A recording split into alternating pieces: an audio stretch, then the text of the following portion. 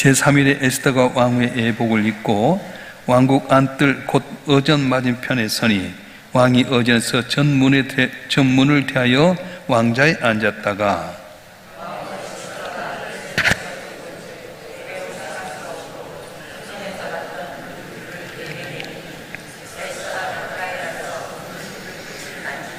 왕이 이르되 왕후 에스더여 그대의 소원이 무엇이며 요구가 무엇이냐 나라의 절반이라도 그대에게 주겠노라 하니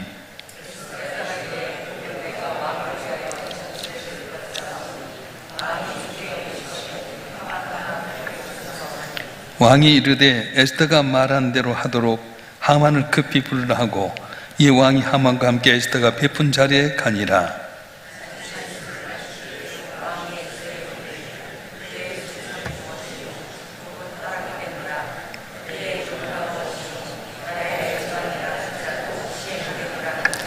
에스더가 대답하여 이르되 나의 소청 나의 요구가 이러하니이다.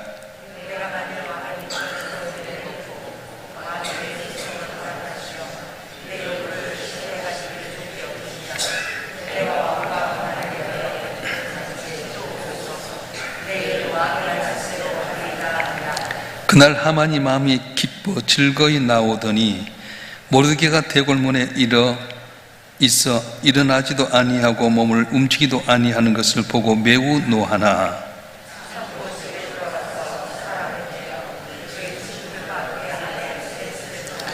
자기의 큰 영광과 자녀가 많은 것과 왕이 자기를 들어 왕의 모든 지방관이나 신하들보다 높인 것을 다 말하고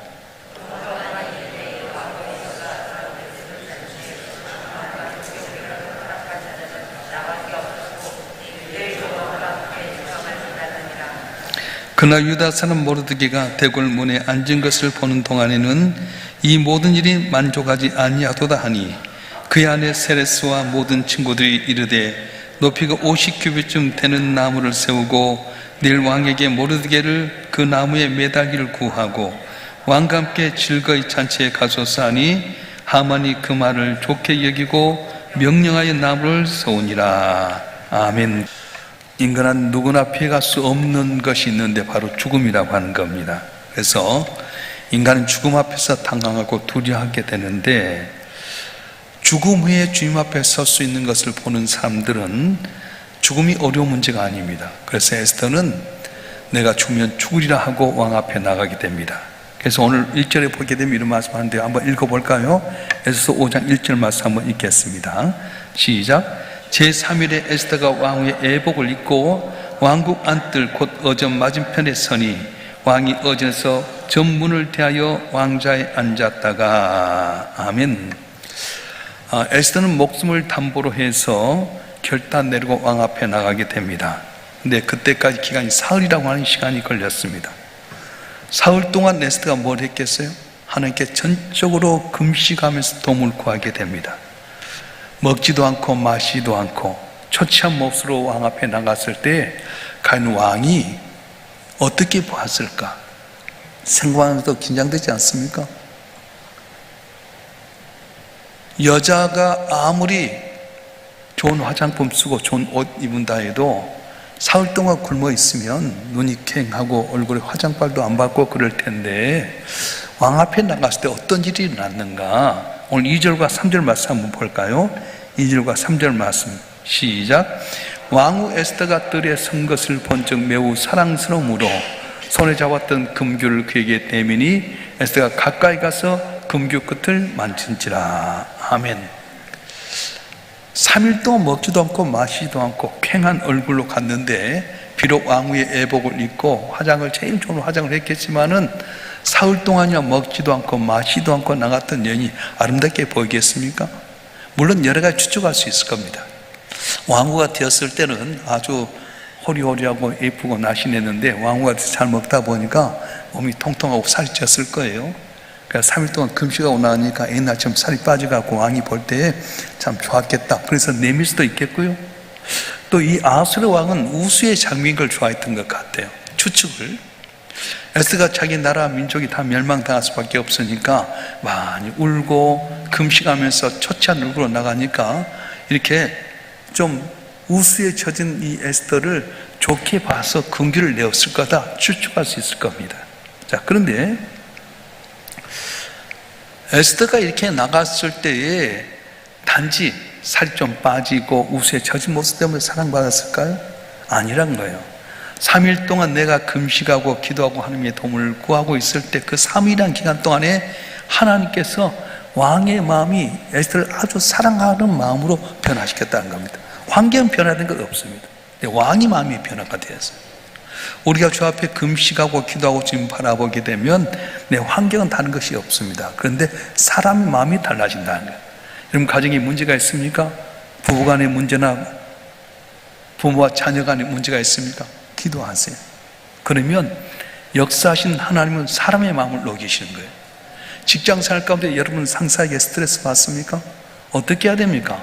환경은 변한 것 없습니다. 내가 금식하고 하나님 바라보면 하나님께서 사람의 마음을 변화시킨다고 말씀하셨어요. 사부하십니까? 사부한 사람의 거리에서의 마음이 변화된 건 어떻게 됩니까? 환경은 변화된 거 없어요. 근데 하나님이 역사하면 사람의 마음을 변화하신다고 말씀하셨어요. 할렐루야. 자, 잠언서 21장 1절 말씀 한번 볼까요? 잠언서 21장 1절 말씀 한번 읽어보겠습니다. 시작. 왕의 마음이 여호와의 손에 있음이 마치 분불 같아서 그가 임의로 인도하시느니라. 아멘. 함께 살 마음을 주장하시다고 말씀하십니다. 비록 에스더는 왕에겐 용납되지 않았지만 상황이 종료된 것 아닙니다. 왕이 그물을 내밀어서 네 소원이 무엇이냐고 물어보게 됩니다. 그때 에스더가 당장 자기 마음을 내놓지 않아요. 왜요? 하만이 어떤 사람입니까? 왕이 아래에 모든 권력을 갖고 있는 사람이 아주 교활한 사람인데 섣불리 해서는 안 되기 때문에 그가 시간을 갖는 거예요. 바로 정지 작업입니다. 쉽게 말하면 겨울에 언 땅이 사벌되면 삽자루가 부러지게 되니까 언 땅을 녹이는 작업처럼 지금 왕이 그래 네가 원하면 내가 내 나라의 절반까지 주겠다 요청했는데도 불구하고 에스더는 금방 말하지 않아요. 바로 인내하게 된다는 겁니다. 여러분, 우리 하나님께 은혜 받을 때는 중요한 건 뭐냐면 내게 응답받는 것도 중요하지만 응답받은 다음에 해야 될 일에 대해서 준비하는 게 다 중요하다고 말씀하신 거예요. 할렐루야. 6절 말씀에 보면 왕이 거듭해서 에스더에게 손을 들어주겠다고 말하는데 에스더는 그냥 쫙 인내합니다. 한 번만 더 하만과 더불어서 내가 베푼 자리 오시옵소서. 한 번 더 기회를 만드는 거예요. 우리 7절과 8절 말씀 한번 볼까요? 7절과 8절 말씀 시작. 에스더가 대답하여 이르되 나의 소청 나의 요구가 이러하니이다. 내가 만일 왕의 목전에서 은혜를 입었고 왕이 내 소청을 허락하시면 내 요구를 시행하시기를 좋게 여기시면 내가 왕과 하만을 위하여 베푸는 자리에 또 오소서. 내일은 왕이 말씀한 대로 하리다 하니라. 아멘. 에스더가 어렵게 잡은 기회 속에서 소원을 말하기를 미루게 됩니다. 그리고 왕과 하만을 초대하겠다는 거예요. 여기서 중요한 것은요, 에스더는 결코 서두르지 않았습니다. 자기가 싸울 때 사람이 왕 아래 최고의 권력을 가진 사람, 아주 교활한 사람이에요. 이 사람에게 섣불리 달려들면 어렵기 때문에 묵히는 작업을 하고 있습니다. 그래서 우리가 하나님 앞에 더디가면서 서두르지 아니하면 누가 역사하냐? 하나님이 준비하신다고 말씀하셔요. 너무 급할 때가 많아요. 여러분, 기도해놓고 뭔가 딱 보인다고 해서 금방 응답받을 생각하면 안 돼요. 제가 청년 때 이제 작전 기도를 했어요. 진로의 문제를 놔두고 기도를 하게 되는데, 이제 옛날 교회는 이렇게 가면 강대상에 놓고 오른쪽과 왼쪽에 이제 각각 그 방이 하나 있습니다. 거기에다가 이제 뭐 교회 필요한 물품도 놔두고 이렇게 하는데, 다 이렇게 있으니까 안 되니까 이쪽 안에 들어가서 제가 이제 기도를 하는 거예요. 근데 이제 사찰 집사님의 작전이 한 번씩 나오지 않아요? 주여 불을 내려 주시옵소서. 성령 충만케 하여 주시옵소서. 근데 불이 뻗쳐 온 거예요. 할렐루야! 눈 떠보니까 또 캄캄한 거 있잖아. 그래 또 주여 불을 내려달라고, 주여 불을 주시옵소서. 또 불이 번쩍 왔어. 진짜 응답이다. 눈 떠는 또 깜깜한 거 있잖아요. 주여 응답해달라고. 근데 누가 문을 덜컥 여는 거예요.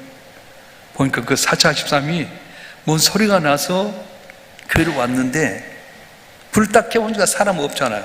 불 끄고 나가는데 또 뭐 주여 불을 내려주시옵소서 그러니까 또 들어 불 딱 켰는데 또 내가 눈 뜨고 있잖아요. 또 주여 하다 보니까 이분이 들어가고 문을 확 열었더니 내가 있는 거예요. 내가 그때 깨달았어요. 아, 이건 내 착각일 때가 많다. 여러분 기도할 때요, 응답받았다고 착각하지 마세요. 응답받으면 그거 진짜인지 물어보고 묵히는 작업이 필요한 거예요. 할렐루야. 제 후배 목사한테 자주 이야기합니다. 어떤 진로를 놔두기 위해서 하나님 첫 번째 응답이 오면 그것이 하나님 응답인 줄 알겠습니다. 자기 꿈 좀 더 큰 교회를 가기를 원하는데 교회가 한 2개, 3개 정도 있잖아요. 여러분 결혼식도 마찬가지예요. 여러분 자녀들을 위해서, 배우자를 위해서 기도하는데 하나님 첫 번째 온 사람하고 결혼하겠습니다. 결혼해야 돼요, 안 해야 돼요? 망할 때가 많아. 그래서 많은 분이 실수한 건 뭐냐면 첫 번째 자기가 약속한 거예요. 내 기준에 첫 번째 온 것이 응답이라고 생각하지만 그게 아닐 수 있거든요. 달아볼 때가 있어요. 그러니까 여러분이 기도할 때도 묵혀야 돼. 서두르지 않습니다. 에스더는 왕이 금규를 내밀었을 때 얼마나 응답입니까? 금방 하만의 이야기를 할 수도 있는데도 정지 작업을 하는 거예요. 묵히는 겁니다. 밥에 보글보글 끓였을 때 뚜껑 열으면 안 되잖아요. 뜸이 바싹 다 됐을 때 밥이 있는 것처럼 언제나 자기의 주어진 일에 대해서 다시 한번 서두르지 않고 묵상하고 기도하고 지혜의 뜻이 무엇인지 다시 묻는 지혜가 필요하다고 하냐. 할렐루야. 그래서 에스더는 하나님께서 응답해서 금규를 내주었고 왕이 나라의 절반이나 주겠다고 했지만 곧바로 말하지 않습니다. 왕이요, 제가 소청이 있습니다. 다시 한번 하만과 더불어 제가 잔치를 베풀 텐데 내일 오시면 내일 말씀드리겠습니다. 그렇게 이야기하게 되는 겁니다. 여러분, 언제나 우리의 삶 가운데서 뭔가 응답이 왔을 때 그걸 기다리는 지혜가 있겠고요, 또 그럴 때 하나님께 놀라운 기적을 주시는 거예요. 출애굽기 14장에 보게 되면 이스라엘 백성이 출애굽하게 됩니다. 근데 양쪽에 높은 산들이 있게 되고 앞에는 협곡이어서 앞에 홍해바다가 갖고 있는데 뒤에 애굽의 기명이 쫓아오게 됩니다. 양쪽은 산이죠. 뒤 애굽의 기명이 쫓아오죠. 앞에는 홍해바다죠. 어떻게 해야 됩니까? 그때 이스라엘 백성들이 원망하고 불평하지만은 모세가 하나님께 기도하는 거예요. 하나님 어떻게 해야 됩니까? 급할 때일수록 더 기도해야 됩니다.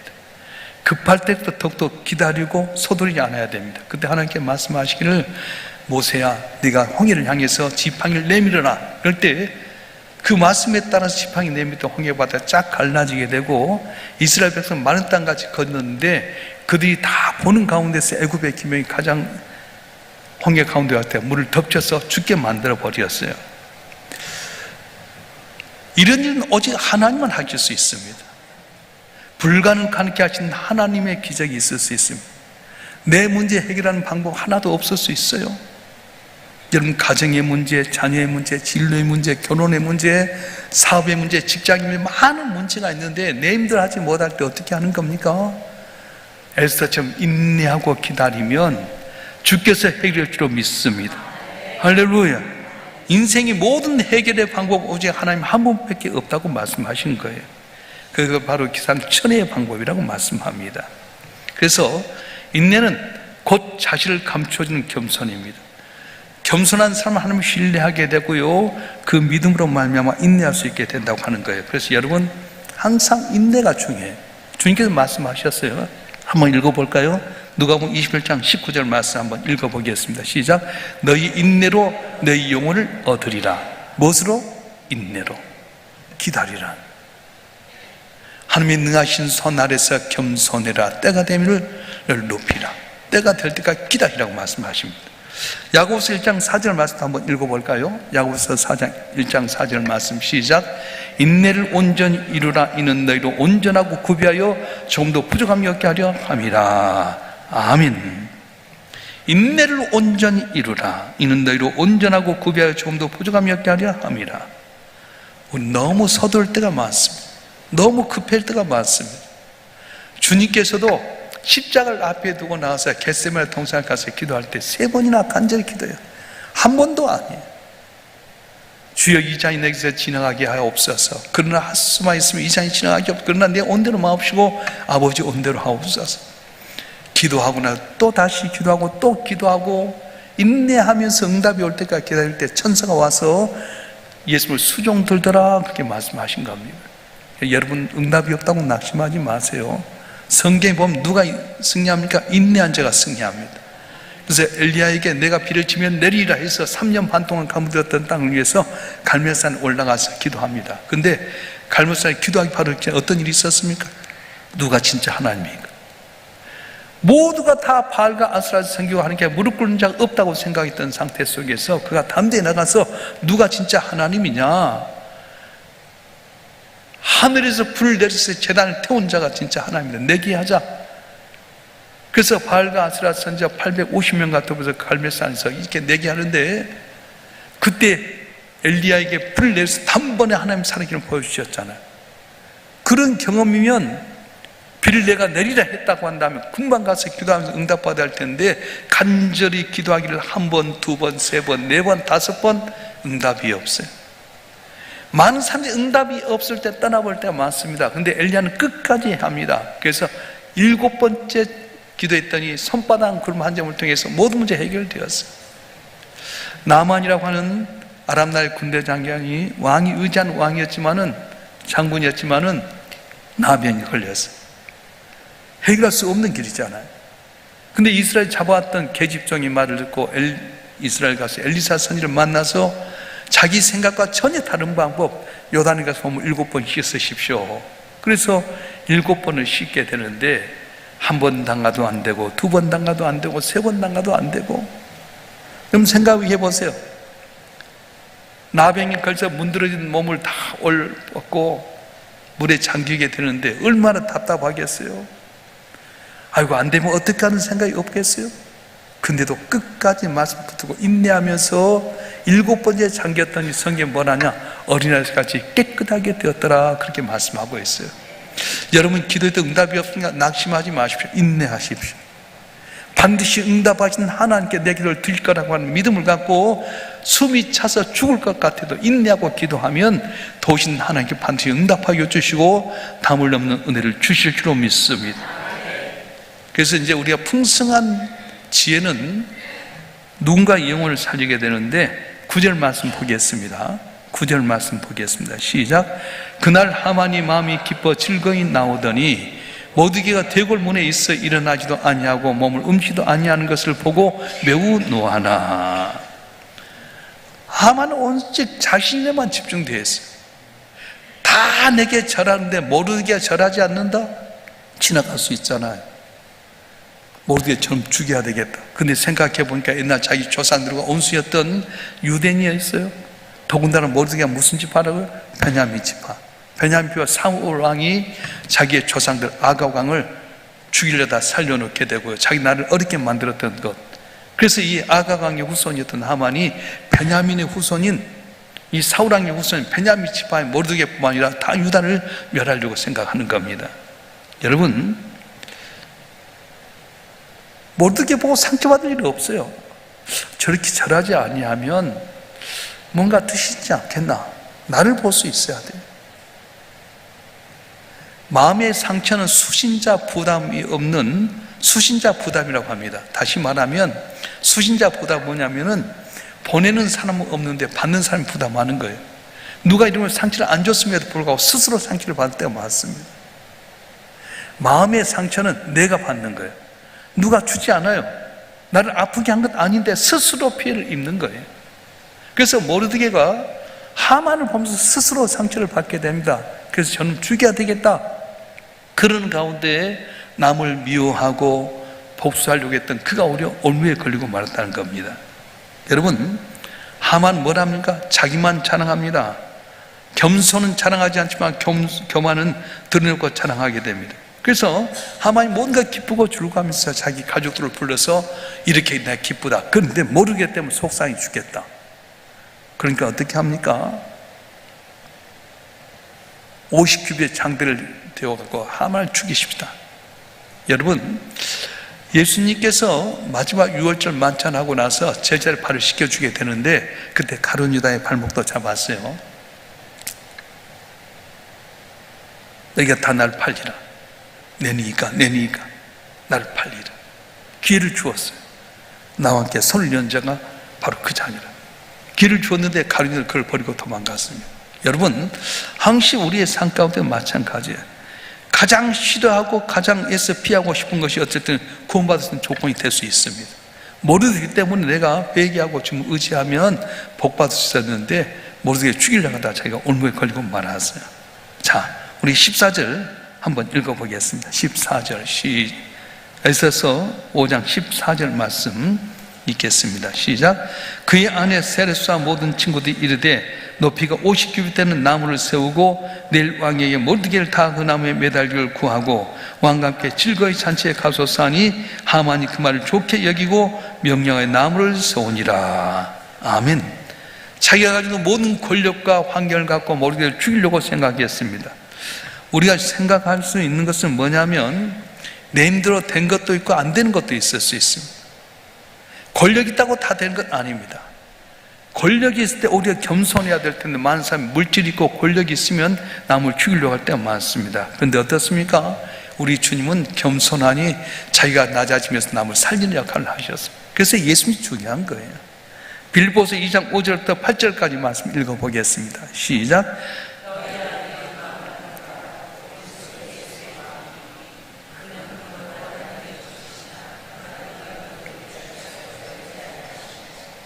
오히려 자기를 비워 종의 형체를 가지사 사람과 같이 되셨고 사람의 모양으로 나타나서 자기를 낮추시고 죽기까지 복종하셨으니 그 십자가에 죽으심이라. 아멘. 그는 근본 하나님의 본체시나 하나님과 동등됨을 취할 것으로 여기지 아니하시고 오히려 자기를 비워 종의 형체를 가지사 사람과 같이 되셨고 사람의 모양으로 나타나 자기를 낮추시고 죽기까지 복종하셨으니 그 십자가에 죽으심이라. 우리가 가져야 할 신앙의 덕목이 바로 주님의 마음입니다. 나를 낮추고 또 나를 낮추는 겸손으로 남을 위해서 살아가게 되면 하나님께서 주님을 높여주셨던 건 우리를 높여준다고 말씀하셨어요. 우리 에스더를 통해서 자신을 부인하고 하나님을 바라보는 겸손을 배워야 됩니다. 하만을 통해서 자신을 자랑하고 교만한 마음을 우리가 다 있을 때 낮춰야 됩니다. 교회 생활할 때 시험에 드는 이유가 무엇입니까? 나를 높이려고 할 때 시험에 드는 거예요. 나 같은 죄인이 용서함 받아서 주 앞에 옳다함 얻으면 확실히 믿기는 어린 양 예수 그 피로 속죄함 얻었네. 나 같은 죄인이 용서함 받은 것은 어린 양 예수의 보혈로 말미암아 구원받았다고 생각하면 고개 들 수 없고 겸손하게 되는데 항상 겸손함으로 말미암아서 인내함으로 말미암아서 주의 기적을 체험하는 여러분이 되었으면 좋겠습니다. 오늘 한 날 여러분 가운데 이런 기적을 주님으로 축원합니다. 여러분이 1,000번 좀 드렸습니다.